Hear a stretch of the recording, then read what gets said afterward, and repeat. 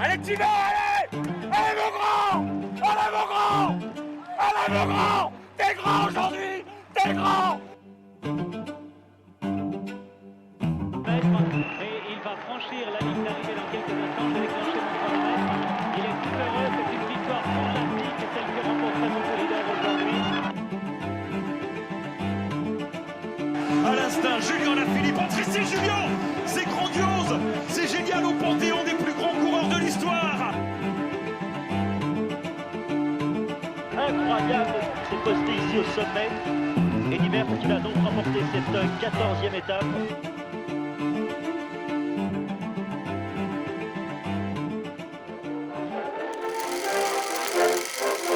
Lorsque j'étais encore gamin, dans un atelier de fleuriste, la grosse patronne, soir et matin. Le Tour de France est créé en 1903 par le journal L'Auto, dirigé par Henri Desgranges.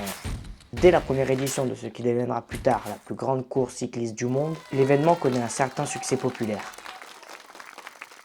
Les règles étaient très différentes de celles que nous connaissons tous aujourd'hui. Le Tour ne comprenait que 6 étapes, passant par Paris, Lyon, Marseille, Toulouse, Bordeaux et Nantes. La première édition est alors gagnée par celui qu'on appelle le petit ramoneur italien, Maurice Garin.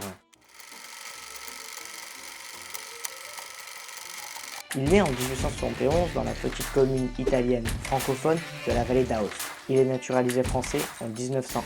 Par la suite, le Tour de France va se développer et le public va demander plus de spectacles. Ce qui va donner une idée à Alphonse Steines de passer par la haute montagne. C'est donc décidé, le Tour de France va passer dans les Pyrénées à partir de 1910.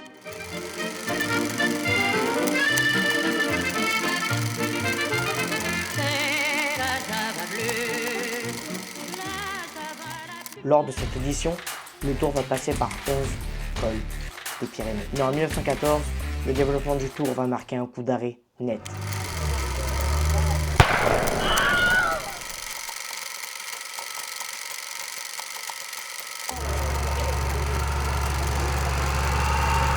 La Première Guerre mondiale. Il va falloir attendre 1919 pour voir le Tour revenir avec une nouveauté majeure, le maillot jaune. C'est en 1919 que Henri Desgranges a une idée. Et si on mettait un maillot distinctif pour que le public puisse différencier le leader de la course? Pourquoi la couleur jaune, me direz-vous? C'était la couleur dont étaient imprimées les feuilles de l'Auto, le journal dont il était le propriétaire.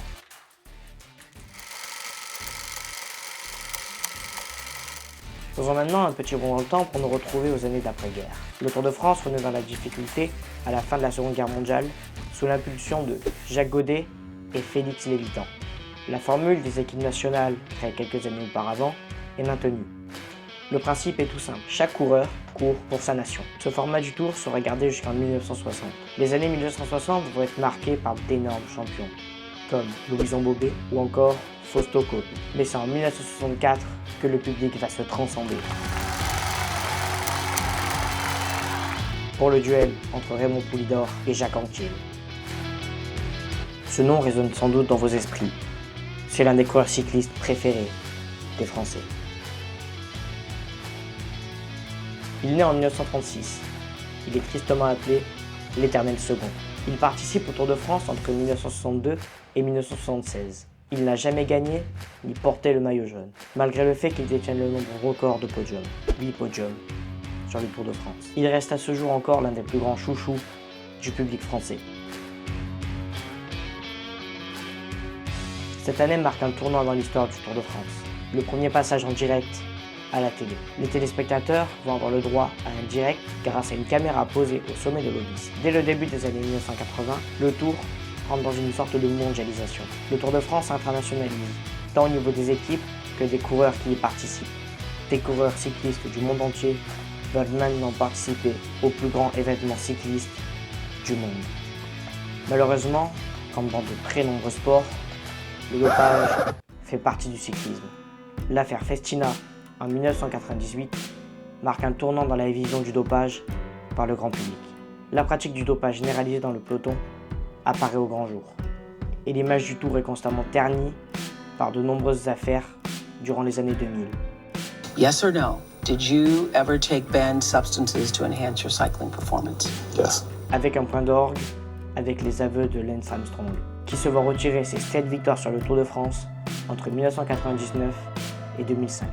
Depuis lors, les performances des coureurs entretiennent la suspicion du public et des médias, tandis que les organisateurs de l'événement s'évertuent à promouvoir un tour propre. Certains vous diront que le dopage fait entièrement partie de l'âme du cyclisme, que sans ça, il ne peut y avoir un grand spectacle. Certains vous diront tout simplement que c'est de la triche. C'est très dur à dire. Depuis 2019, le monde du cyclisme est bouleversé par un phénomène.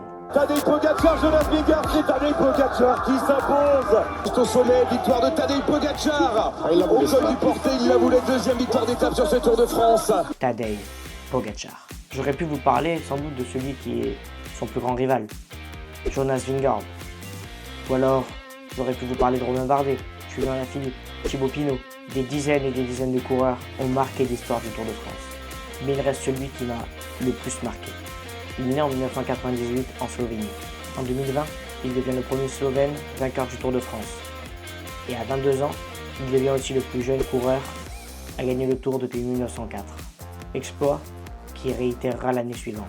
Est-il en train de devenir l'un des plus grands coureurs cyclistes de son histoire? Est-il en train de succéder à des légendes comme Jacques Anquetil ou Raymond Poulidor? Ça, nous le saurons dans quelques années. La famille, merci d'avoir regardé cette petite vidéo, j'espère qu'elle vous aura plu. J'ai vraiment passé beaucoup plus de temps à faire tout ce qui est montage, tout ce qui est post-production, finalement tout ce qui est recherche, les archives que vous avez pu voir dans cette vidéo. J'espère que la vidéo vous aura plu et si vous avez aimé, n'hésitez pas à vous abonner et mettre un petit like, ça fait plaisir.